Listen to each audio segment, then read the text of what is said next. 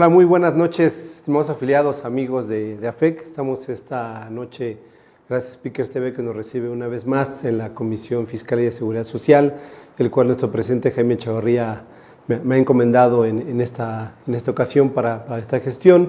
Y pues bueno, antes de iniciar nuestro programa, comentarles que este jueves tenemos desayuno fiscal, regresando ya a la tradición del primer jueves de cada mes, donde tendremos un tema por demás interesante, que es las obligaciones de las empresas en materia de comercio exterior, en donde estará a cargo de la charla central de nuestro buen amigo Juan Carlos Castro, experto en la materia, y sobre todo tomar en cuenta que este día tendremos una firma de convenio con la Secretaría de Finanzas ya desde hace algunos años que hemos venido teniendo esta relación, a quienes mandamos un saludo a nuestro secretario de Finanzas, el maestro Leal, que siempre ha estado apoyándonos en la FEC y que ha estado participando con nosotros. La renovación de este convenio, que siempre es bueno entre autoridades y la FEC, que nos permite trabajar de manera coordinada. Y pues bueno, el día de hoy los esperamos, insisto, el siguiente jueves, 8:30 de la mañana, muy puntual que estamos empezando, para terminar a las 10:30 de la mañana.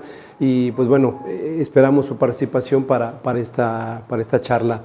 Pues bien, el día de hoy estoy muy contento, muy agradecido con un gran amigo que siempre platicamos de muchos temas, y dijimos, bueno, ¿por qué no vamos a decir nuestras barbaridades, pero en vivo, sobre todo? y dialogar. No siempre estamos de acuerdo, claro está, entonces esa parte me parece interesante. A nuestro buen amigo Ignacio Ángeles, Nachito para los cuates, te agradezco muchísimo, amigo, que hayas aceptado participar, venir a platicar de estos temas. Y pues bueno, estábamos en la incertidumbre de cómo le llamábamos, y pues a él le gustan mucho las finanzas, a mí me gusta mucho lo fiscal. Hemos combinado, por ahí platicado una vez una charla en un curso en el que participamos ambos. Pero bueno, creo yo en la parte fiscal, que me dedico totalmente en mi ámbito día a día, considero que las finanzas es lo medular en la parte, en toda empresa y en toda persona física también. Pero bueno, te cedo los micrófonos, la palabra, mi estimado amigo, porque finalmente creo que ahí está la parte medular de las empresas en cuanto a tomar buenas decisiones financieras, que lo fiscal vaya adentro, no puede estar por encima. Y mira, te lo digo en ese sentido, que me pesa decirlo, porque a lo que me dedico, pero adelante, vamos a empezar la charla. Sí, amigo, bueno, ya sabes que me encanta que me invites y platicar y discutir y no estar de acuerdo, porque justamente es donde se enriquece, y creo que es la parte sabrosa de lo que normalmente discutimos. Sí, la parte fiscal, o sea, que eso es lo que siempre hemos platicado, ¿no? Claro que es importante, y claro que nos toma muchísimo tiempo y muchísima atención, y nos desgasta mucho por lo que implica en el día a día de los empresarios, de las personas físicas, de las empresas grandes, pequeñas, etcétera, ¿no? Y en ese sentido, por supuesto que muchísimo del esfuerzo que se hace dentro de las empresas tiene que ver con lo fiscal, pero totalmente de acuerdo, y lo hemos comentado, y creo que coincidimos en esa parte, las empresas no se crean para lo fiscal, ¿no? Lo fiscal es una consecuencia pero lo financiero es lo relevante, o debería ser lo relevante, y en lo que nos tendríamos que estar concentrando, ¿no? En ese sentido, me parece que es interesante, yo no diría que un cambio de visión, porque al final el empresario, claro que está pensando en utilidades, pero por supuesto que le da miedo no cumplir con las obligaciones fiscales adecuadamente, ¿no? De acuerdo, coincido. Sin embargo, yo sí lo llamaría, como dices, un cambio de visión, pero sí poner una atención en las formalidades, porque hoy estamos pensando en contabilidades a través de comprobantes fiscales, claro. Estamos pensando en contabilidades a través de cumplir a la autoridad, pero no estamos pensando en contabilidades o en información financiera básica. ¿Quién hace hoy un estado de flujos de efectivo? que es algo medular para la marcha financiera de las empresas. Y de ahí, ¿quién es un presupuesto? Que dentro del presupuesto deberás tener alineado el impuesto que vas a erogar, que vas a generar. ¿Quién seguimos sin entender esa diferencia del IVA, que no debería formar parte de lo que yo erogo, sino ya lo debería tener implícito, que eso no debería de dolerme en el actuar en la marcha, ¿no? Creo que ese es el problema de lo que estamos viviendo hoy en día, con este paradigma de los comprobantes fiscales, que nos ha venido generando una manera de trabajar totalmente errónea, en cuanto a llevar finanzas sanas. Sí, y fíjate que es interesante porque si tú le preguntas a la mayoría de colegas, algunos pueden recitar la ley, ¿no? Y eso es impresionante porque es nuestro día a día y nos lleva hacia allá sí, la dinámica. Me incluyo. Pero lo hemos platicado cuando dices, oye, y las normas de información financiera, ¿no? Las NIF, y la mayoría dice, ¿y eso con qué se come? ¿No? Y hemos platicado que cuando tienes insomnio es un buen libro para dormir. Pero la realidad es que tendríamos que estarlas aplicando. Y hay esta discusión de ¿estoy obligado o no? Y el tema no es si estás obligado o no. El tema es que esa es la mejor herramienta que tenemos para hacer un registro de las operaciones adecuado, ¿no? Por ende yo te diría que sí. Por ende, ¿no? Sí, de este normas que si bien no es una disposición legal, pero ya hay tribunales que le dan cierto peso. Sí, no, a ver, y lo hemos hecho y lo hemos platicado en cursos. Si tú sigues desde el Código Fiscal hasta resolución miscelánea, vas a descubrir que hay un caminito que acaba en la resolución, en esta regla que te dice, y deberías de generar tu información financiera con base en alguna reglamentación, ¿no? Y menciona las NIF, las internacionales o USGAP, ¿no? Inclusive la USGAP que lo menciona en miscelánea. Sí, ¿no? Entonces, a ver, sí hay una mención de eso y bien lo dices, ya hay resoluciones donde se voltea a ver las normas de información financiera porque al final pues son las reglas mínimas que deberíamos de cumplir para generar la información. Coincido y eso es alguna de las críticas que haces normalmente cuando hablamos de esto en el sentido de son muy complejas y sí, o sea, hay ciertas partes de la norma que hay que leerlas 27 veces y aún así son complejas, pero son la herramienta que tenemos que aplicar. Vamos, nuestra profesión se basa en la contabilidad y es el lenguaje de los negocios, la contabilidad, ¿no? Claro, pero a ver, vamos, en ese sentido vamos peloteando tú y yo en lo que hemos platicado, poniendo ejemplos que puedan ser un cuanto tangibles que nuestra audiencia pueda ir entendiendo, como qué se te ocurre que te venga de bote pronto ahorita, que podamos exponer y plantear y podamos debatir, porque finalmente esas normas efectivamente deben de ser la base medular de la contabilidad. Tan solo por citarte algo, en donde establece el 28 del Código Fiscal de la Federación, dice, para efectos contables, para efectos fiscales, la contabilidad es esto. Sí, correcto. Pero si lo lees a detalle, sí habla de la contabilidad. Sí te dice la contabilidad, ahí entre líneas, ahí entre todo lo que establece ese primer párrafo, sí te habla de ello, entonces sí te está diciendo que sí le hagas caso a algún documento o algo que te soporte la contabilidad, es base medular. Sí, o sea, incluso ese 28 te manda reglamento al 33, ¿correcto? Del reglamento, correcto, ¿no? Sí, 33. Y ahí te habla de estados financieros y de registros y de control de inventarios. Vamos, o sea, sí hay un montón de términos que no te va a definir la ley porque no son legales, ¿no? Tienes que voltear a la herramienta contable. Entonces, sí, peloteamos, me gusta la idea, dos aclaraciones, ¿no? La primera es que las mismas normas hablan del juicio profesional. Y dice, es el conjunto de conocimientos técnicos y de experiencia para aplicar, entre otras cosas, para aplicar la regla, ¿no? Y en ese sentido es donde no vamos a estar de acuerdo, porque tenemos diferente experiencia y conocimiento. Que es donde a veces te he dicho, es como la religión, ¿no? Claro. Que te dicen, bueno, pues tú no piensas o creas, nada más ya cuando te mueras Dios te revelará, pues la norma de información financiera te dice, pues cuando yo ya no te diga o no se comprenda, pues tu criterio profesional entra y ahí ya tronamos tú y yo, ¿no? Pero fíjate que, o sea, sí, pero la verdad es que en general, con un buen análisis encuentras, te diría que la mayoría o todas las respuestas, ¿no? Y el juicio, claro que entra porque hay que aplicar y tomar ciertas decisiones, dado que no se podría generar una regla para cada tipo de negocio, ¿no? Claro. Pero vamos, y en esta línea de las normas, la segunda aclaración que quería hacer es, dentro de los postulados básicos, el primer postulado de estos 8, que a mí me encanta comentarlos porque al final es la base de todas las normas, pero el primero que habla de la sustancia económica es el que no tendríamos que perder de vista, y el enunciado del postulado en términos generales dice que siempre que vayas a hacer un registro, tienes que pensar en la sustancia económica antes de la forma legal.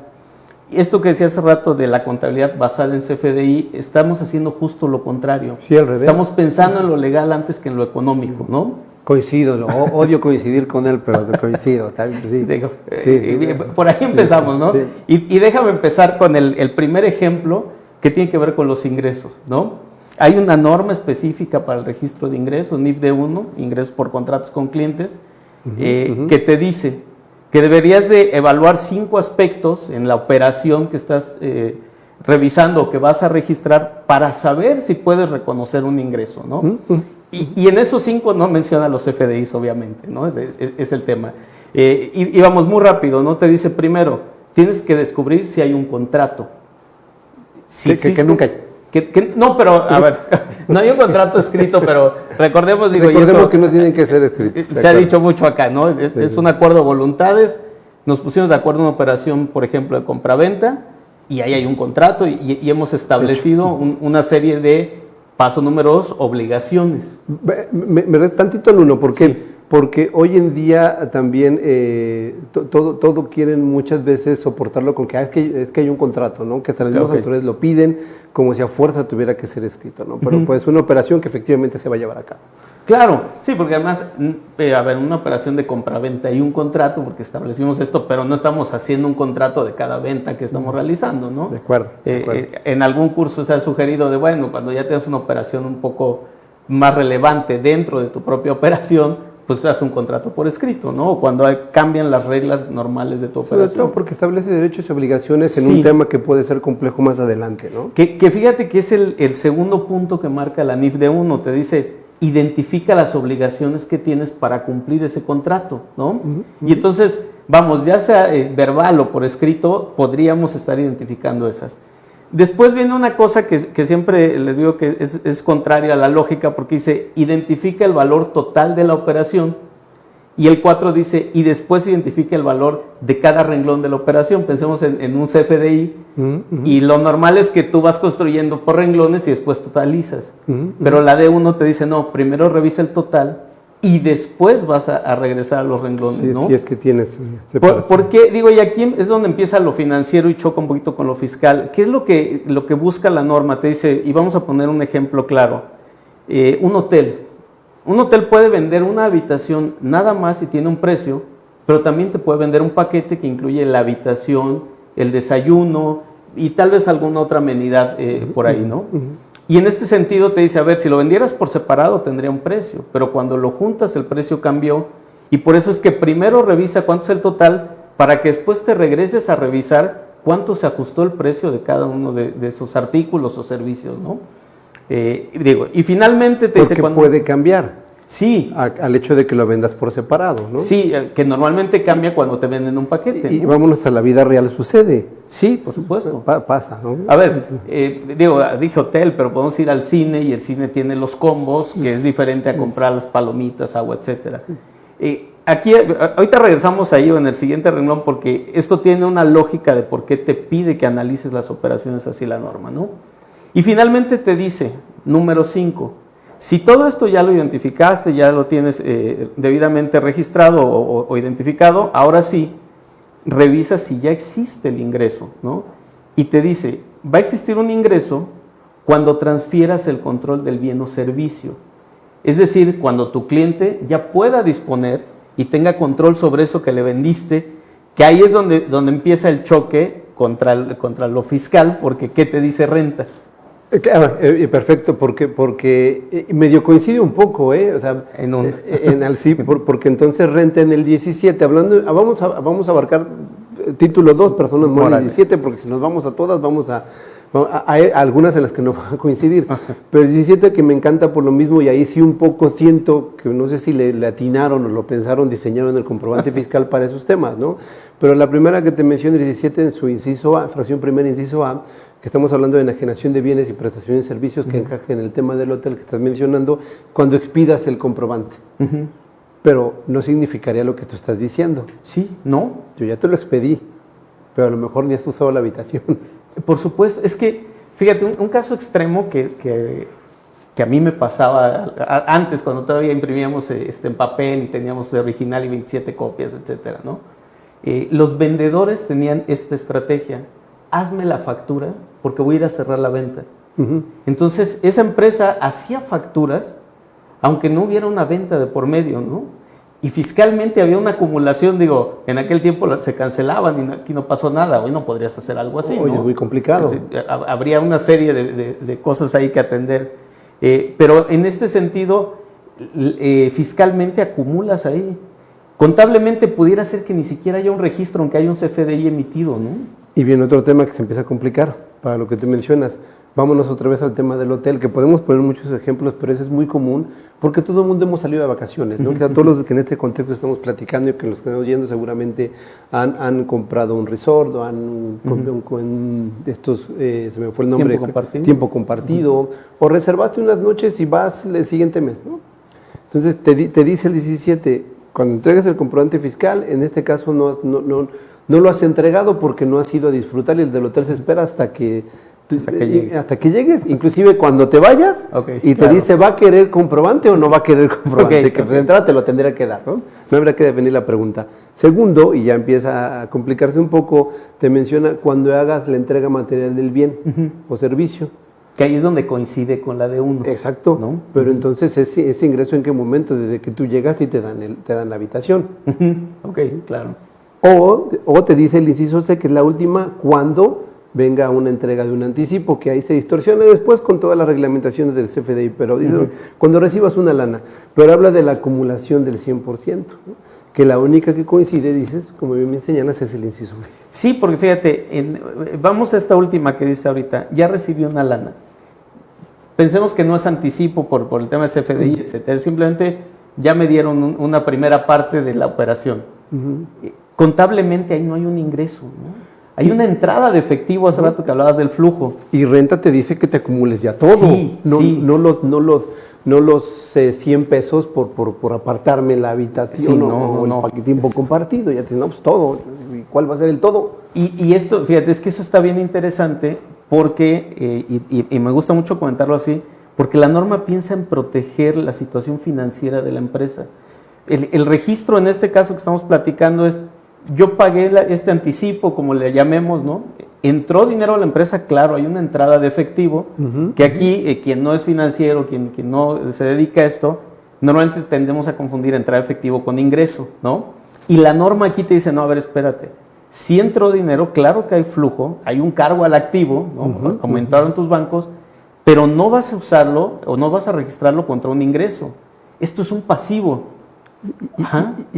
Porque estaría parte del lado del estado de resultados. Sí, o sea, es que todavía no tiene que llegar al estado de resultados, ¿no? Y es un pasivo, bueno, explícalo porque... Sí, a ver, es que eso es lo interesante. ¿Por qué es un pasivo? Y es donde la norma protege la situación financiera. Porque todavía no se concreta el ingreso, es decir, todavía no te transfiero el control del bien, en el ejemplo que ponías del hotel, todavía no disfrutas de la habitación. Entonces, mañana me la podrías cancelar. Y si me la cancelas y yo ya la mandé al ingreso, ya incluso hablé de que había una utilidad que no existe y que no va a existir nunca, ¿no? Y en ese sentido, o sea, este es el primer choque que tenemos, o que nos pasa incluso a contadores y contadoras, en el sentido de decir, no, espérate, es que ya entró dinero, esto es ingreso. Y ya se emitió un CFDI y ya lo acumulé, ¿no? Y hay un efecto fiscal en eso. Y ya se contabilizó mal. Claro. Muchas veces, claro. ¿no? Porque lo correcto sería bancos anticipo de clientes, ¿no? Claro. Que aún así se contradice un poco con lo que dice el 17 en su inciso B, fracción primera, inciso B, C, perdón. Sin embargo, ya tienes un efecto fiscal, ya ese anticipo para efectos de impuesto sobre la renta ya se considera un ingreso. Sí. Ya lo llevas allá al ingreso. Entonces, sí te afecta financieramente porque ya hay una carga que estás generando de eso que la norma te dice, oye, pues que no es ingreso. Sí, y fíjate, es que es bastante complejo, o sea, si lo piensas es bastante complejo en el sentido que la norma te dice, a ver, cargas al activo y abonas al pasivo, ¿no? Para no modificar la estructura como una utilidad, porque no existe, no hay un ingreso, no hay una utilidad. Fiscalmente tienes que acumularlo, y aquí viene siempre la discusión incluso el argumento de quien dice, es que por eso lo mandé al estado de resultados, por eso lo considero un ingreso financieramente, porque fiscalmente lo tengo que hacer y si no esto no me coincide. Y a mí me encanta tu respuesta en esto, siempre la cuento, que dices, no, para eso existe la conciliación contable fiscal, ¿no? Que se nos olvida que esa es la herramienta para decirle a la autoridad, porque el argumento es, No, si me revisa la autoridad, esto no va a coincidir. No, espérame, es que es normal que no coincida porque la operación del negocio es así, ¿no? Y luego si nos ponemos más exquisitos, va a haber un problema con IVA. Bueno, ese es un problema, porque ahora vamos a este ejemplo, es que ese está interesante. Yo registro adecuadamente, aplico el NIF de 1, cargo al activo, abono al pasivo. Sí, claro. Fiscalmente, en mi papel de trabajo acumulo el ingreso. Que coincidimos, ahí sí que hay una afectación financiera para la empresa por el tema de impuesto sobre la renta, pero es una ley. No estamos diciendo que la ley esté mal. No, a ver, es la ley. Es la ley. Así, ya. ¿no? Así se aplica. Pero si hay un tema financiero ahí porque pues ya te costó... Es que justo era lo que te quería plantear. Ahora, inventemos esto, entraron 1,000 pesos con todos los demás ceros que quieras hasta el activo, eso es lo que debo. Del lado fiscal, acumulo 1,000, pero mañana el cliente me cancela. Financieramente, si lo registré bien, no pasa nada, deshago la operación y aquí no pasa nada. El problema es que fiscalmente sí tengo que acumular, o sea, ¿cuál es el efecto ahí ISR e IVA? Porque es interesante lo que me afecta a mí en flujo. Sí, porque te va a decir otro colega o te voy a decir yo, no te preocupes, hombre, pues finalmente te regresas a ese anticipo fue hecho en febrero de 2026, estamos en junio, no te preocupes, regrésate a febrero, que ya es carga administrativa, quítalo, te va a generar un pago de un individuo, no te lo acredita, sí, compadre, pero ya erogué una lana. Y ya traigo un tema de flujo. Ya traigo ahora, un tema, claro. Pero en IVA no se puede hacer eso. No, y eso es otro problema que hemos platicado, sí. Porque ahí te van 1,000 de anticipo. ¿Y qué es lo común que hacemos los contadores? Incluirme para no ofender a nadie, ¿no? Claro. ¿Qué es lo común? Pues 1,000 entre 1.16 por el 16, pues ahí pago el IVA, listo, perfecto. Y al rato que sí se materialice la operación, bueno, que sí se concrete la operación, mejor dicho, ¿ahora qué hago? ¿Ahora cómo hago el registro contable? Y si se cancela... Es que si se ¿también? cancela, IVA te dice, o sea, no pasa como pasaría en ISR como lo planteabas, porque IVA te dice, no, lo vas aplicando hacia adelante, ¿no? Sí, pero aparte es peor porque no generas un saldo a favor. Sí, no. Generas algo que se llama un pago de lo indebido. Correcto. Porque indebidamente lo pagaste. Sí. Entonces tendría que suceder que lo tienes que venir en devolución. Sí, o sea... que yo no estoy de acuerdo, pero bueno. No, pero es que incluso no me acuerdo ahora si es cierto, ¿no? De IVA y tú eres el bueno para eso. Pero te dicen, no, acredítalo en pagos subsecuentes. O sea, ni siquiera lo puedes pedir en devolución. O sea, sí, el 6, si mal no recuerdo, aplícalo de manera posterior. Pero, o sea, el tema ahí es flujo, ¿no? Sí, sigue siendo flujo. Y vuelvo el cómo la norma sí te protege. Si tú lo hubieras mandado al ingreso y hubiera pasado esto en febrero, lo declaras o lo presentas como ingreso en tu estado de resultado integral o estado de resultados, vas a tener, que ahorita nos metemos al segundo problema, pero vas a tener una utilidad que no existe, que la reportas al socio, al accionista, quien toma las decisiones, toma una decisión contra una utilidad que no existe, afecta al flujo seguro porque esa utilidad le va a hacer algo, y cuando tienes que deshacer la operación, tendrías que reducir una utilidad que nunca existió, pero además ahora es probable que el efectivo ya no exista, porque como no tenías un pasivo que lo estaba deteniendo, lo viste como una utilidad, lo gastaste, lo ocupaste en otra cosa, etcétera, ¿no? En el mejor escenario lo reinvertiste, pero en el peor te lo gastaste y eso es un problema, ¿no? Claro, pero insisto, el tema que lo queremos aquí abordar es cómo todo esto afecta en el flujo, que finalmente es un aspecto financiero que se nos va de la cabeza, se nos va de la mano porque estamos respetando lo fiscal. Ojalá ya hayamos hecho bien la contabilidad, respetando normas, lo que estamos platicando, el aspecto fiscal, pero cuando vienen estos problemas, pues el flujo ya se fue. O sea, tienes un ficticio ahí, alguien va a decir en la audiencia, pero lo vas a recuperar. Sí, no sabemos las condiciones financieras de la empresa. Sí. Y hay quienes esto es constantemente. Sí, claro, por el modelo de negocio, que mira, eso es interesante porque, me voy a regresar un poco, hace rato decía, el reglamento, pero además las normas que son las que me gustan, te habla de 4 estados financieros básicos, ¿no? Y el tercero que menciona es el estado de flujos de efectivo. Y yo siempre digo que ese es el primero, no por otra cosa, sino porque si se acaba el efectivo, se acabó el negocio. Es así de simple. Y en ese sentido, y decías hace rato, ¿no? Es el que nadie genera. Y ahí probablemente sí, o sea, hay gente que trae el flujo en la cabeza y ahí más o menos lo hace. Hay quien lo hace formalmente y hay alguien que va más allá y sí lo tiene en el sistema, que existe, ¿eh? Si vas al menú de reportes, ahí existe y se puede generar. Sí, si lo parametrizas bien también. Exactamente. Correcto. Que normalmente es el problema de parametrizar la operación y que afecte al estado financiero, ¿no? Pero a nivel administración de las empresas, del tamaño que me digas, tendrías que empezar por el flujo, ¿no? Y cuando empiezas a analizar ese flujo, entonces empieza a cobrar relevancia el decir, oye, esto no es un ingreso aunque fiscalmente lo tenga que acumular, no lo puedo considerar así, y el flujo que ahora tengo no lo puedo considerar como un cobro al cliente porque sí es un cobro por una operación que voy a hacer, pero del otro lado tengo un pasivo, ¿no? Esta parte de razones financieras que normalmente hacemos y la de liquidez, que nos la aprendemos de memoria y sabemos, comparo el activo circulante con el pasivo circulante. Sí, el problema es que si esta operación no la registraste en el pasivo, lo que va a aparecer ahí es una liquidez tremenda, que no es cierto, porque no existe, ¿no? Y es un pasivo, tiene una lógica que la norma también lo explica, pero diciendo de una manera más sencilla, es un pasivo porque todavía estás obligado a dar el servicio. Sí. O pasa en la construcción, claro. que es muy común también. Recibes un anticipo, pero ese anticipo no es ni utilidad, ni te lo puedes gastar, lo tienes que invertir en esos tabiques, materiales, trabajadores, para dar o cumplir el contrato al cual te has obligado. Y al rato vendrá la utilidad, al rato que ya que hemos pasado meses de la operación, ¿no? Sí, conforme va la construcción avanzando, ¿no? Que, pues vamos, ese modelo de negocio normalmente está muy mal planteado a nivel flujo, ¿no? Se entiende mal. Sí, claro, sí. O sea, sí, y vamos, creo que un poco tendría que ser, yo sé que es complicado, o sea, tampoco vivimos en el mundo ideal, pero creo que sí un poco el mensaje tendría que ser, vayamos pensando en lo financiero nosotros también, ¿no? Como profesión, en el sentido que somos quien más lo entendemos, y tendremos que pasar ese mensaje hacia el lado empresarial, ¿no?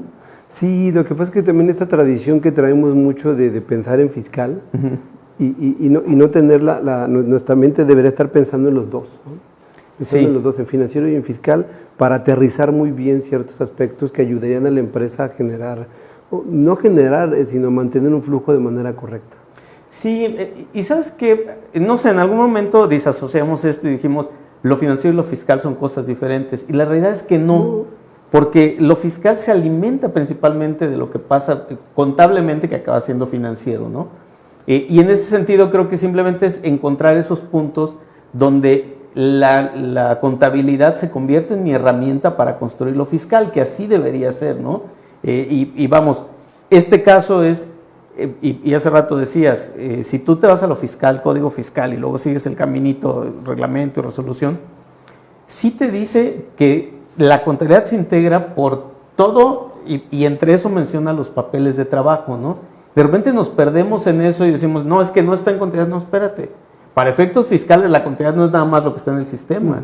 El papel de trabajo que generas para lo que sea es parte de tu contabilidad, ¿no? Sí, claro. Y en ese sentido, ahí es donde puedes amarrar perfectamente lo que está pasando en contable y fiscal si requieres un control adicional que el propio sistema no te dé, ¿no? De hecho, ahí tiene que estar, que es lo que siempre les termino contestando, que me decías que siempre lo hago, pues para eso está la contable fiscal, y muy bien depurada y muy bien alineada, pues por supuesto que tu estado financiero te está dando lo que tú necesitas para saber cuándo inviertes, cuánto gastas, qué utilidades hay, qué sí se puede repartir.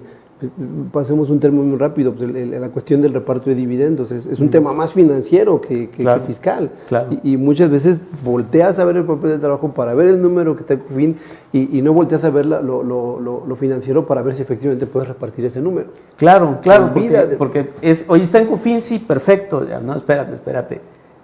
Ya viste que está en CUFIN, ok, ya el efecto fiscal cambia, etcétera. Pero vamos a voltear a ver cómo están los activos de la empresa, sobre todo el circulante, porque tienes que ver que no afecte la estructura financiera. Y fíjate, yo soy enamorado de los postulados básicos, ¿no? Porque te dice la norma, ve que no afectes el negocio en marcha, ¿no? Y te dice... Por llevarte la lana. Sí, porque te llevas la lana y podrías afectar la liquidez o incluso la solvencia, pero de inicio la liquidez, porque a ver, el dividendo lo tienes que pagar. ¿De dónde sale? De bancos, ¿no? Y en ese sentido afectas la liquidez y tal vez paras la operación, ¿no? Y un negocio que estaba en marcha, en automático lo conviertes en un negocio que no está en marcha, ¿no? O puede haber el CUFIN, que lo vas a repartir vía dividendos, pero tu estado financiero no te permite repartirlo porque no es el número, porque estás en pérdidas o porque capital contable no te da, y entonces te tienes que esperar.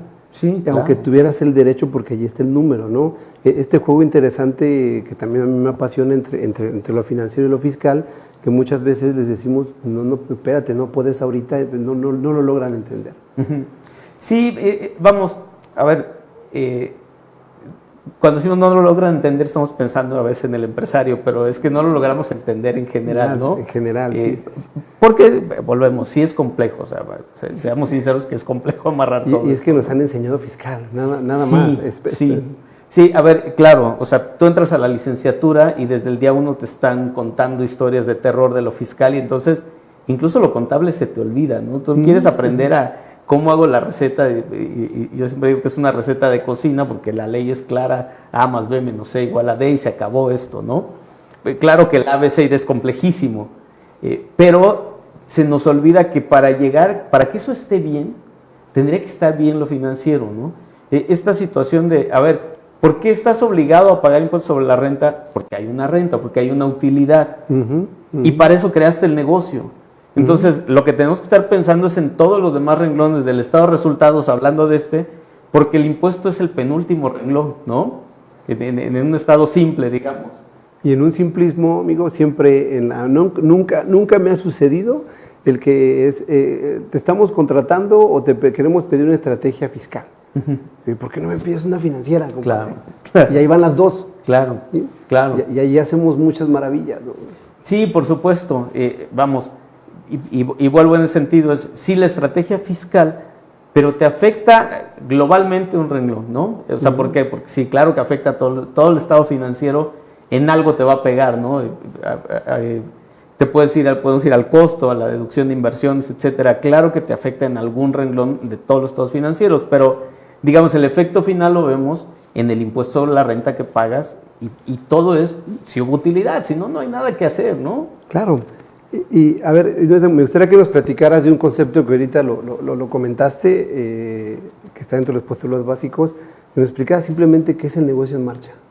Sí, fíjate que está muy interesante ese tema este año. O sea, porque, a ver, los postulados básicos son 8, este negocio en marcha es el tercero, y te dice, un negocio está en marcha, podemos considerar que un negocio está en marcha, cuando tiene un historial de rentabilidad, es decir, ha generado utilidades y tiene acceso a fuentes de financiamiento, ya sean internas o externas. Es decir, puede ir con los socios y pedirles más dinero o puede ir con terceros, con un banco y pedir financiamiento. La norma te dice eso. Si eso se cumple, podemos decir que el negocio está en marcha y se presume que el negocio está en marcha. Pero hay una nueva norma, la A2, que ya entró en vigor y está interesante porque te dice que tendrías que estar analizando siempre si el negocio está en marcha y plantea cosas muy interesantes como evalúa si el mercado en el que se está desarrollando la empresa va a tener continuidad o tendrías que estar pensando, y es la parte financiera dedicada a los negocios que me gusta porque o tendrías que estar pensando si hay que desarrollar nuevas líneas de negocio, ¿no? O nuevos servicios, pensando en esto, pero en general líneas de negocio. Y tiene cosas tan absurdas, esa norma, en mi opinión, como que te dice, y tienes que prever si va a haber una nueva pandemia porque te va a afectar. Y eso es como, a ver, tampoco tenemos una bola de cristal, ¿no? Exacto. Sí, esa parte sí es como, creo que ahí ya abusaron de la norma, ¿no? Vamos, las normas de información financiera, a mi opinión, creo que son perfectibles. Sí, claro. Son hechas por humanos y ese día pues hubo un sentimiento, una idea que se confabuló y se expuso. Sin embargo, vamos, creo que es muy complicado en ese sentido. En el tema de los negocios, yo te pongo un ejemplo que nos pasó hace algunos años en una empresa que producía pimiento morrón, desde la plántula hasta la cosecha, pero no era rentable. Okay. No generaban el número de kilos que tenían que ser para sobrevivir. Entonces, a uno de los gerentes se le ocurre entonces ir al mercado afuera y encontrar a productores que lo hacen, comprárselos, empacar y exportar. Entonces, cubrieron su necesidad. Pero sí les argumentábamos, oye, se casan con un productor. Okay. Creo que sigue vulnerable el negocio en marcha, a pesar de que lograste cubrir tu necesidad de las toneladas que tenías que vender, porque si ese se te va o se te revela, se acaba el negocio, porque de entrada el producir no te da. Sí, y fíjate, esta norma está interesante en ese sentido. O sea, sí te dice, a ver, como generador de la información financiera, tendrías que estar yendo un poco más allá, es decir, ya piensa en el modelo de negocio, ya piensa en el negocio como tal, y te dice, detente a cuestionar si efectivamente esto va a funcionar a futuro, ¿no? Mira, me voy a salir un poquito del tema, pero es relevante. Hoy la gente está invirtiendo en diferentes instrumentos como ETFs o directo en acciones, ¿no? No, está bien, porque estamos en lo mismo, sí. No, o sea, las empresas de tecnología son las que donde todo el mundo está invirtiendo y todo el mundo te dice inviértele, ¿no? Y es bien interesante porque si tú revisas los estados financieros de empresas de tecnología, muchas de ellas están en pérdida y tienen años en pérdida, ¿no? Entonces, la primer requisito para hacer negocio en marcha, que es la rentabilidad, no existe en estas empresas, ¿no? Hay uno muy famoso en Querétaro. No, bueno, pero hay en todo el mundo, o sea, vamos, sí, es lo de hoy, ¿no? Te estoy dando la razón, es decir, ¿no? Porque es una moda el hecho de que inviertas en todos estos, ¿no? Ahora, que si tienen, y entonces pasas al segundo requisito, que es, tienen acceso a fuentes de financiamiento, van a la bolsa, van a los mercados de valores y levantan capital increíble, con la promesa de, ¿no? Sí. Y en ese sentido o sea, puede darse el caso, sin embargo, ¿qué va a pasar si la rentabilidad no llega nunca y se mueren estas fuentes de financiamiento? Bueno, vamos a tener una burbuja que tronará. ¿Te acuerdas de la burbuja de 2008? Claro. ¿Fue lo que sucedió? Tal cual, y las .com antes, ¿no? O sea, esta por ser tecnológica está en esa línea, pero al final es lo mismo, es decir, se empiezan a crear estas inversiones con empresas que no tienen rentabilidad y entonces justamente esta norma, volviendo ahí, te dice, a ver, detente a revisar que el futuro, sin tener una bola de cristal, pero sí con una de las características cualitativas de la información financiera que me gusta mucho, que también está en la NIF, te dice que tiene la capacidad de ser predictiva, te podría permitir hacer predicciones, es decir, cuando registraste bien y lees el pasado, puedes tener modelos de predicción y decir, esto puede ir por acá, los ingresos pueden ir así, mi producción puede ir acá, ¿no? Y va alineado con los presupuestos que hablábamos al inicio del programa, ¿no? Sí. Con un buen estado financiero, o sea, si traes basura y quieres presupuestar con basura, pues no se puede. Va a pasar lo mismo. Sí, esa parte es interesante. Ok, ¿qué más, amigo? ¿Qué más? Porque la verdad que el tema de las decisiones financieras en lo fiscal impacta de manera abrumante. Pues es que, mira, ya arrancamos con la parte ingresos, estado de resultados, vamos al segundo renglón, ¿no? Que tenemos una buena discusión o sea, para empezar en el concepto, ¿no? Estado de resultados, costo de venta, y en fiscal tiene su propio nombre, incluso capítulo, ¿no? Sí, claro, tenemos un costo de ventas fiscal allá en la ley del impuesto sobre la renta, que lo hemos discutido muchas veces, no alinea con lo que debería, pero no alinea con lo que ves el día a día, ¿no? Y ahí hay un tema, sobre todo las empresas que producen lo traen un poco más sensible y un poco más analizado, pero creo que las empresas comercializadoras lo traen en el olvido total. Sí. A ver, y vamos a ver esto. Este costo de ventas que aparece en el estado de resultados no nace ahí, realmente nace, y hablando en términos generales, porque ahí tendríamos que diferenciar algunas cosas, pero nace del lado del activo, normalmente en la cuenta de inventarios, ¿no? Y aquí es interesante porque hay algo importante. La NIF C4, que se llama inventarios y que habla de este costo de fabricación de los inventarios o el costo de adquisición para una empresa comercial, nos define perfectamente eso. Pero también hay una NIF D2, costos por contratos con clientes, que también te habla de un costo que te dice, le das el tratamiento de inventario, ¿no? Para empresas de servicios o construcción, que está aquí muy clavado esa parte. Entonces nada más tener esto claro, que podría tener un inventario, una empresa de servicios, sí. Claro, de acuerdo. ¿No? De acuerdo. Y no estamos hablando de productos que tiene la empresa de servicios, sino el mismo servicio se puede convertir o tener el tratamiento en inventario. Pero vamos a quedarnos acá en comerciales y producción, ¿no? La norma te dice, el costo de adquisición es el costo de compra más todos los demás costos que necesites para dejarlo en condiciones de venta, ¿no? Y esto es todo. Todo. ¿No? Que ahí se nos olvida un poco, y entonces es como oye, pero es que este flete, y siempre hago la broma, que no es tan broma, que tú tienes al auxiliar registrando y dice, fletes está acá abajo en los gastos, va para abajo, ¿no? Y dices, espérame, no, porque el flete fue para traer la mercancía y ponerla en nuestro almacén, y eso entonces tendría que estárselo sumando, ¿no? Sí, bueno, pues vámonos a otro, si tienes no sé, sillas y tienes que meterlas en una bodega y hay renta de la bodega, también lo manda a gasto el auxiliar contable, Claro, ¿no? claro. Y el sueldo del almacenista también lo manda al gasto, ¿no? Claro. Y la seguridad social también la manda al gasto. ¿Qué tenemos ahí? Un problema Horrible. Pero fíjate, mira, me voy a ir al de producción porque ahí a donde lo llevaste, en el de producción hay un problema fiscal. O sea, el contable es grave, pero el fiscal, y voy a forzar un poco esto y alguien va a decir del otro lado, ya estás abusando. Pero déjame plantear este escenario trágico, como me gusta, el ¿no? espacio es tuyo. Tú me invitaste, ¿no? Te invité. Costo de producción, dice NIFSE 4. Vas a sumar materia prima directa, salarios directos y gastos indirectos de fabricación.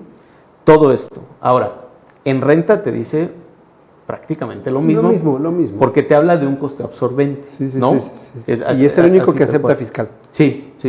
Y entonces digo, la norma no te habla de coste absorbente, pero cuando te vas a la literatura, sabes que es la suma de los tres elementos del costo, ¿no?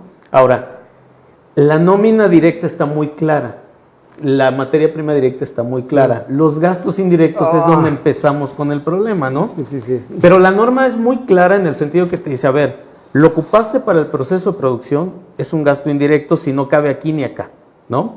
Y entonces entramos, por ejemplo, a los salarios que ahora planteabas porque es interesante. Normalmente, y voy a poner un ejemplo, el salario de la o el asistente del gerente de producción. La norma lo que dice es va aquí. Y cuando va aquí lo sumo significa que va a quedar en el valor del inventario. Pero bien decías ahorita, muchas veces pasa que quien está registrando dice esto es salario, es administrativo, gastos de administración. Y lo acabas de mandar directo al estado de resultados. Claro. Y quiero empezar ahí el tema en exagerar en lo que voy a decir. Uno de los requisitos de las deducciones dice debidamente registrado en contabilidad. Y cuando dice eso ya no está debidamente registrado en contabilidad. ¿Podríamos llegar a un extremo de decir todo el costo se vuelve no deducible? Sí. Estamos exagerando, pero es probable. Lo que pasa es que, a ver, vamos a emparejarlo también un poco, bueno, es que dice debidamente registrado en contabilidad. ¿Qué es debidamente registrado en contabilidad? Renta no te lo dice, el reglamento no te lo aclara, el 33 da una idea, ¿no? Te dice que el registro de asiento contable debe dar qué cosas, y te desglosa 16, 17 fracciones de lo que el registro de asiento contable debe de dar, pero yo no alcanzo a llegar a ese debidamente. Entonces, yo también entiendo, y lo hemos platicado mucho, es debidamente, pues es la norma. Y ese rato lo decías, porque incluso ya desde el aspecto legal es a ver qué dice la norma de cómo lo debiste haber hecho, ¿no? Claro. Ahora, empezamos con un poco con el problema que hemos platicado de, a ver, este y este estaba fácil, ya los localicé, los gastos indirectos tienen su complejidad, pero aquí empiezo con un problema. Oye, pero si de ese gasto no tengo el CFDI, pensando en esto de, siempre pienso en términos del CFDI, entonces es no deducible, que ahí la discusión es, no sería el término correcto, ¿no? Pero, a ver, a nivel financiero a mí el CFDI no me importa. A nivel financiero es, lo necesité para construir ese inventario, sí, lo tengo que sumar, ¿no? Claro, y ahí es donde entra la parte fiscal después, bueno, ahora quítalo, ahora quítalo en la contable fiscal y haces tu amarre y tienes tus diferencias. Claro, se puede, ¿no? Mi base medular sea lo que estás platicando, lo que estás comentando, porque el gasto indirecto normalmente no se comprende muy bien. Claro. O sea, ¿qué es lo que decimos en el gasto indirecto? pues si rentas la bodega, prorratéala, el tema de la luz, el tema del agua, los activos que se ocupan en la producción, pero muchas veces el tema de los sueldos no está bien definido o se pasa por alto, ¿no? Se pasa por alto, te diría, ¿no? O sea, porque pasa mucho esta parte de lo mando directo a gastos. Y entonces ahora tengo un inventario que está mal cuantificado, el valor de inventario está mal, y del otro lado tengo un gasto en estado de resultados que está disminuyendo mi utilidad y que nunca debió ir hasta allá, ¿no? Y en ese sentido, ahora estoy reportando la información financiera de la empresa mal, incorrecta, y la toma de decisiones se vuelve incorrecta, ¿no? Más allá del efecto fiscal que estoy generando. Que lo cual nos van a decir, insisto, muchos de nuestra audiencia, oye, qué complicados son, pero pues es que así está hecho, y lo hemos buscado y realmente te lleva a esas partes tan complejas. Fíjate, y en estos indirectos, el otro que normalmente comentamos, digo, hay un montón, pero el otro que tiene un problema contable fiscal fuerte es la parte de la depreciación desde el punto de vista fiscal y la deducción de inversiones. Sí, que ahí, déjame ir porque esto lo hemos platicado más de una vez tú y yo, de lo complejo, pero además lo interesante. La norma, y ahora ya nos movimos a la C6. Dame chance para darte el preámbulo de eso, porque normalmente empecemos pensando en fiscal. Sí, claro. Ya sé que me van a decir que estoy mal, porque contable es de depreciación y fiscal es deducción de inversiones, pero siempre pensamos en fiscal para hacer la depreciación. Sí. Y de ahí ya partimos mal. Ya hay un problema porque, fíjate, y esto es interesante en el sentido de, ahora estamos en la NIF C6, ¿no? Propiedades, planta y equipo. Y lo primero es el costo de adquisición del activo.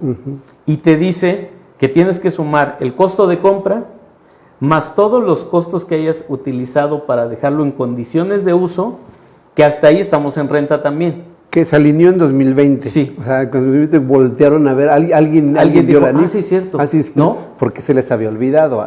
Pero aquí empieza el problema y lo hemos platicado con experiencias en la vida real. Es decir, en lo financiero lo tuve que haber hecho así, que nunca lo hacemos, pero en lo fiscal hoy lo tendría que estar haciendo así y no se está haciendo. Y entonces tendrías ahora un problema también en la deducción de esa inversión. Porque si estos gastos adicionales que hiciste para dejarlo en condiciones de uso, lejos de aplicarlos y sumarlo a la inversión, los mandaste directo como una deducción en ese periodo, ya tienes un problema de deducción en los dos lados, ¿no? Claro. En el de este año y luego a futuro, claro, en esa deducción. Y financiero, en que estás aplicando un método que la norma nunca te habla de que apliques un porcentaje, sino que apliques ciertos parámetros o aspectos de acuerdo a la empresa para que tú puedas, la intención es cuándo vas a renovar o cuándo vas a mejorar esos activos, ¿no? Y como estamos pensando en fiscal, generamos dos problemas, uno financiero y uno fiscal. Es que fíjate, lo financiero, todavía no acabo de sumar el costo de adquisición al que debería registrar, porque es costo de compra más los gastos para dejarlo en condiciones de uso, y hay una que eso no viene en renta que te dice, y los costos por retirarlo cuando ya no sirva, ¿no? Y esto nunca lo hacemos, a esto vaya, ni lo pensemos, ¿no? Digo, normalmente estaríamos pensando en una maquinaria que te lleva 6 meses instalar y te va a llevar otros 6 meses desinstalar, y hay un costo muy alto en eso, ¿no? Pero bien decías, y después dice la norma, ok, ya tienes tu costo de adquisición, ahora réstale el valor residual, que eso en renta no existe, ¿no? Y acá el valor residual, y ese es un poco siempre mi discusión en lo financiero, tiene un sentido, es, a ver, cuando este activo acabe su vida útil para ti, es probable que su vida económica continúe, es decir, se lo puedas vender a alguien más y vas a tener ahí un ingreso, tienes que prever desde ahora que va a existir. ¿Por qué? Porque no lo vas a depreciar al 100%, porque jamás va a ocurrir eso, ¿no? En términos generales, digo, claro que existen reglas donde vas a llegar a una depreciación del 100%, pero la norma te dice, si el activo sigue en uso, no tendría por qué estar depreciado al 100%. Pero como nos vamos con lo fiscal, que lo fiscal sí te permite, ya te lo comiste, y entonces de pronto tienes una empresa que tiene un montón de activos que están funcionando y que cuando revisas su estructura, el valor del activo es un peso, porque es lo que te dice lo fiscal. Porque ¿no? lo dice fiscal. Sí. No porque la norma haya dicho que así lo llevemos, lo cual implica que ese financiero está mal. Totalmente, pero además, digo, es que nos pasa mucho, sobre todo cuando estamos evaluando proyectos de inversión, por ejemplo, que dicen, oye, necesito financiar este proyecto de inversión, ¿no? Perfecto. Entonces quiero buscar algún financiamiento en bancario. Y cuando los estados financieros dicen, no, espera, ni siquiera te humilles, no hay forma de, porque no traes ni liquidez ni solvencia, o sea, mira tu estructura.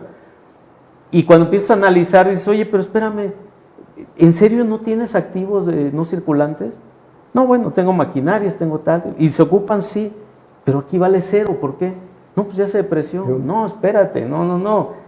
Vamos a aplicar ahí B1, vamos a corregir esto y vamos a darle efecto retroactivo, ¿no? Es decir, para salvar ese valor residual que debimos de haber considerado desde un principio. Porque, o sea, a ver, y no estamos maquillando, que es lo que siempre dices, ¿estás maquillando? No, estoy aplicando la norma como debe ser, ¿no? Y eso ya para efectos fiscales más bien se va a volver un ingreso más que si tienes otra deducción, o sea, ya te la comiste, ¿no? Sí, no, a ver, porque es justo donde lo financiero y lo fiscal no tienen nada que ver, ¿no?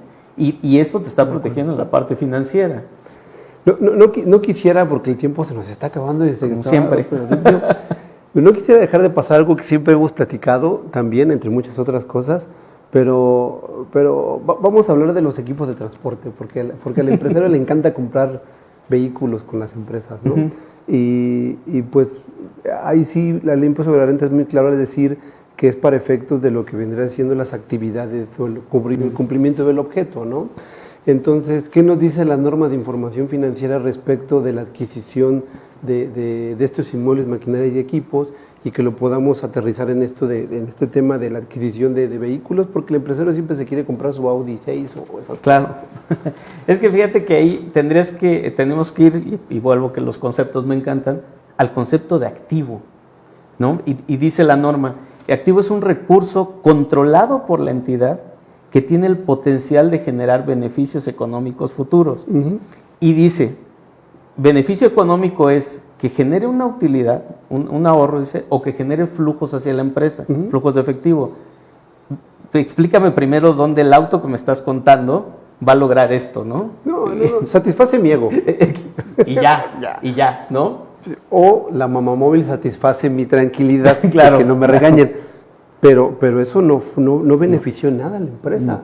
No. O sea, por definición, digo, y sé que está forzado, y sé que van a decir, no, espérate, hay un CFDI, algún día tuvimos esta discusión legal, que claro que estoy de acuerdo en si el CFDI dice que es de la empresa, pero financieramente no estamos ante un activo, porque por definición no la cumple, ¿no? Y ahí es donde ha entrado hay algunas tesis en donde ya el juzgador o los tribunales le dan cierto peso a la norma, de decir, tienes razón, norma de información financiera, porque entonces estaríamos ante que el empresario o el dueño de la empresa está retirando utilidades, ¿no? Sí, se parece más a eso.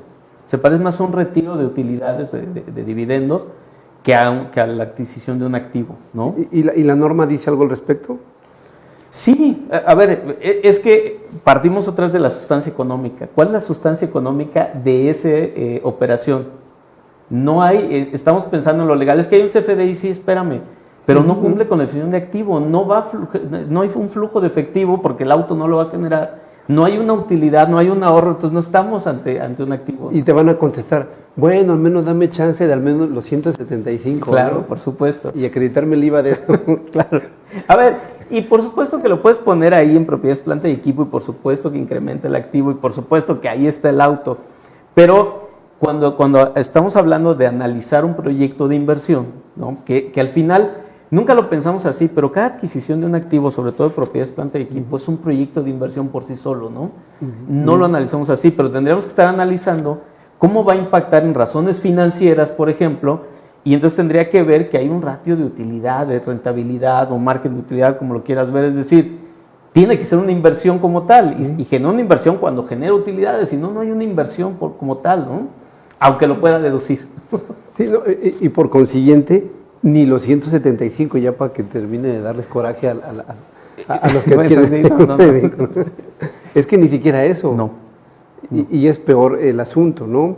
Que eso ya entra en la cancha de lo fiscal, porque pues si son personas físicas, bueno, ya aún siendo personas normales, pero la persona física estamos ante un dividendo ficto y ya te dice el 140 de renta, pues que la empresa le debe una lana, ¿no? Claro. El 10 de renta le debe una lana al fisco por andar repartiendo dividendos que no debe haber repartido. Entonces, por eso traemos muy sensible este tema de, a ver, espérame, cuando el empresario se enoja por no poderse comprar su vehículo, es que no fue para eso. Pero ¿sabes qué, amigo? Y más grave, o sea, Porque imaginemos que hiciste lo que haría la mayoría, que es, hay un CFDI, está en contabilidad, ya lo registré, es activo, voy a deducirlo. Y entonces aplicas una deducción a la que no tenías derecho, ¿no? O sea, es una bola de nieve lo que acabas de crear, interesante, ¿no? Sí, y hay muchos aspectos que te van a afectar de lo que estás haciendo en el día, pensando que porque es tu empresa, lo puedes hacer. No desasociamos esa parte, es decir, que cuando nos juntamos a hacer una empresa, la empresa sigue un camino. Yo nada más soy quien firma, quien maneja, quien la lleva a cabo, pero la que ya tiene un camino solita, es un ente solo. Justo, acabas de usar la palabra, que es el segundo postulado básico, el de entidad económica, y te dice muy claro, la entidad económica es independiente de sus accionistas, ¿no? Digo, no es la palabra, pero para ponerlo en términos simples. Y esto se nos olvida mucho, ¿no? A ver, oye, pero soy persona física, no importa. Persona física que creó una entidad económica que presta un servicio, que vende un producto, etcétera, y tienes que separarla de la que tiene una vida normal en el día a día, ¿no? A nivel financiero así debería funcionar, pero eso se nos olvida, mezclamos mucho y empezamos a generar este tipo de problemas de estructura financiera que acaban pegando en lo fiscal, ¿no? Y entonces hay cosas que no se alinean en una conclusión, vamos a decirlo así, hay cosas que no se alinean financiero y fiscal, pero hay otras tantas que sí van de la mano y sí te acompañan, y es importante conocer las dos, ¿no? Para cerrar, amigo, porque la verdad se nos fue, yo creo que vamos a tener más adelante otra charla claro. y ponernos otros ejemplos. ¿Qué consejo nos darías? ¿Qué comentarías hoy respecto de este 2026 en cuanto a estos temas financieros que puedan llegar a tener alguna repercusión? Pues, a ver, el número uno, y que lo hemos estado platicando bastante, amigo, en el sentido de, sí pensemos que, claro que hay que atender lo fiscal, la parte fiscal. Hoy, y lo comentamos y lo platicamos en AFEC, tenemos muchas pláticas al respecto, la autoridad está poniendo un freno a muchas cosas de las que abusamos, otras que tal vez no, pero eran necesarias, ¿no? Y en ese sentido, la mejor planeación fiscal es una buena planeación financiera, ¿no? Una buena contabilidad que me dé la información necesaria para atender mi obligación fiscal, pero además para una buena toma de decisiones financieras. Y en ese sentido creo que nuestra profesión es la que debería de estar atendiendo esto, ¿no? El empresario no tiene esa capacidad porque no está formado para eso, pero nosotros tendríamos que estar en ese sentido, porque, a ver, se avisora un cierre de año complejo, probablemente un 27 complejo, porque la situación económica que se está previendo no es la mejor, ¿no? Tenemos ya serios temas de inflación, temas incluso de recaudación. Se acaba de anunciar la misma autoridad tuvo una reducción en términos reales de la recaudación, y eso te dice que algo está ahí. ¿No dicen que van re bien? O sea, sí, a ver, sí, pero no tan bien, y ahí están los números, ¿no? Y en ese sentido, desde el punto de vista financiero, sí tendríamos que estar previendo que el cierre de año podría ser complejo. Lo hemos platicado y lo venimos platicando hace ya un par de años tú y yo, y lo hemos dicho en público. Hay que estar preparándonos porque la situación económica podría llevarnos, ojalá que no, pero podría llevarnos a un estancamiento interesante, tal vez una recesión, esperemos que no. Lo que pasa en términos de lo que estás diciendo es, han dicho durante años que cobran lo suficiente, que cobran más que históricamente, pero siempre le cobras a los mismos.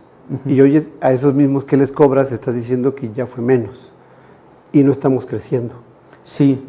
A ver, sí traemos un problema ahí interesante, por lo menos, ¿no? Yo sabes que soy un poco más trágico, digo preocupante. Esperemos que no, y esperemos que esto cambie y funcione.